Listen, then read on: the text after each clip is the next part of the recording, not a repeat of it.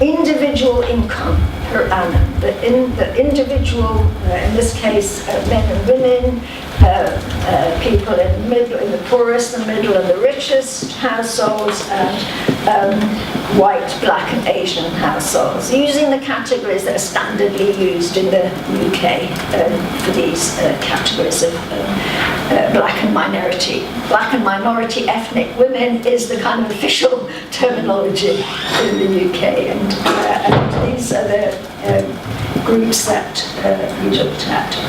So the length of the pink columns is the men, and the length of the purple columns is the women. And we can see it's the poorest third, the middle third, and the richest third. Well, let's take, if you like, the class one first.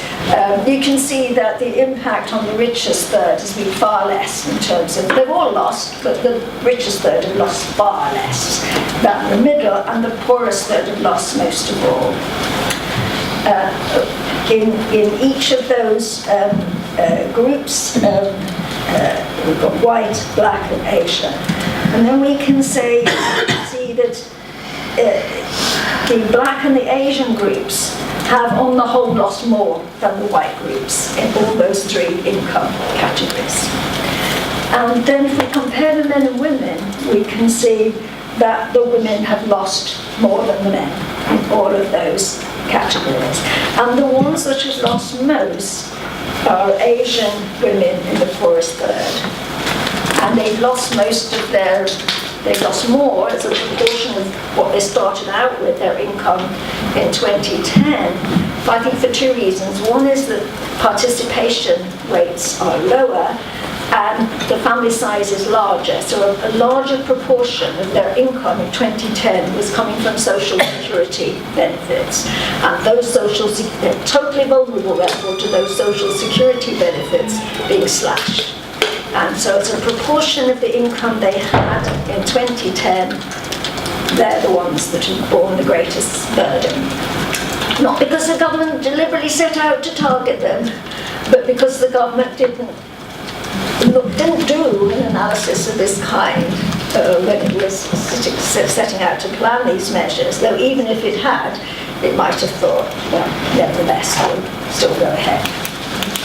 So you can do that in the UK for individual income because you have data for individual income, right?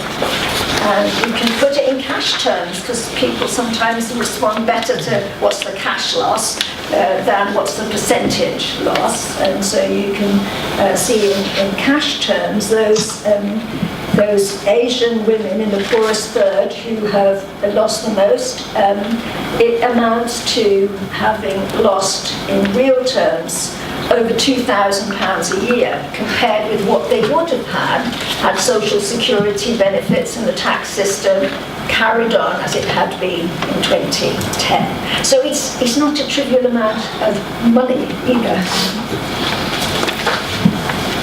Now, if we want to look at the spending cuts in services, we have to adopt a somewhat different strategy because we do not have any data about the use of those public services by individuals. The data that we have for use of public services is the Housing Resource Survey. It's only on a household level. And this is a problem we often face when we're trying to look at the gendered impact of economic and social policies. We've only got household data. So we've been wrestling with this problem for quite some time. And so one of the things that we have done is to divide households into different types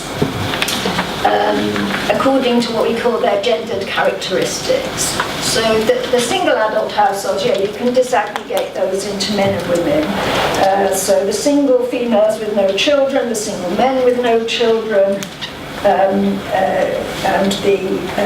at the other end of the diagram, the single female pensioners and the single male pensioners. Then for the other households, they're couple households, you can divide those by whether they have children or not. You can divide them by their age group, pensioners or working age. And other work that we've done, although we didn't in this particular report, tries to also divide them by who is the main earner, the sex of the main earner in the household. So there again you can see the length of the column tells you how much have they lost in terms of their standard of living because of cuts to public services. And this addresses a bit Anthony's point that income alone is not an inadequate metric. It isn't, because people get a lot of benefits from public services that they've not had to pay for.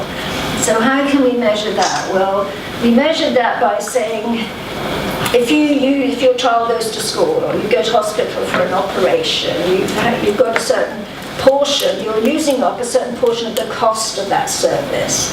And then, so we can value these services in terms of what it costs to produce them. There are arguments about whether that's appropriate, but it's the easiest thing, and there's a certain common sense appeal to doing that. If that service is no longer there, or it is diminished, you lose, your standard of living falls.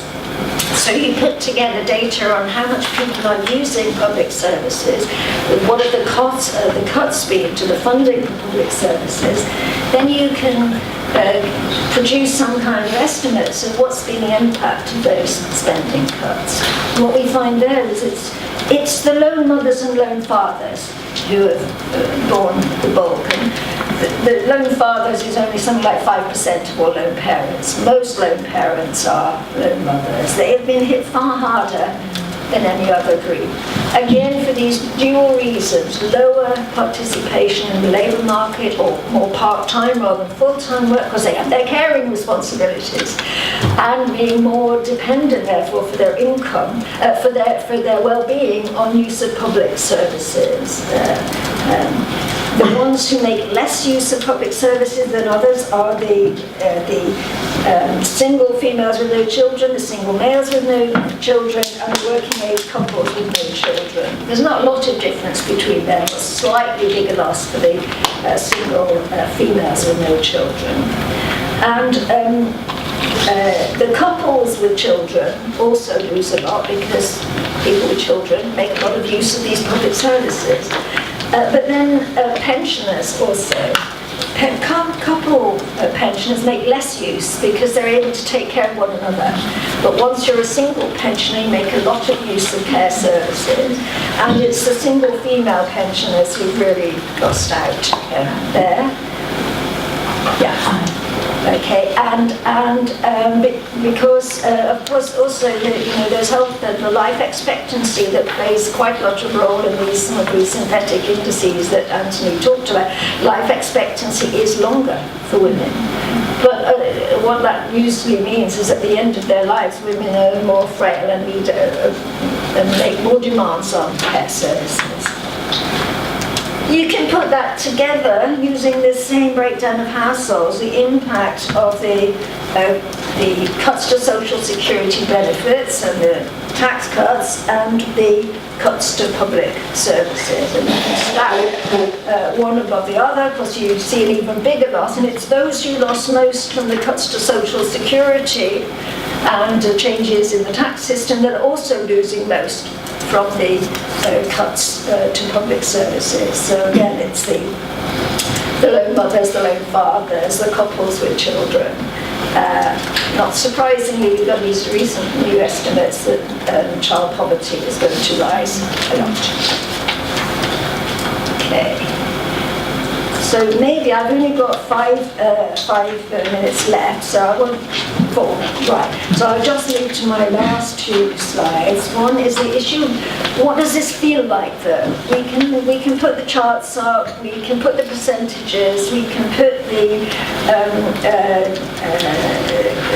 loss in money terms up, and it's important to be able to do that so that we can show this is typical. It isn't just an isolated. This woman there, that woman there, it's across the whole country. But the austerity experiences then, what's it feel like if you're a low-income black and minority ethnic woman? Life feels more precarious. A young black woman in Manchester said, I feel like people are going to snap. That stress and tension. The benefits system is increasingly complex and punitive.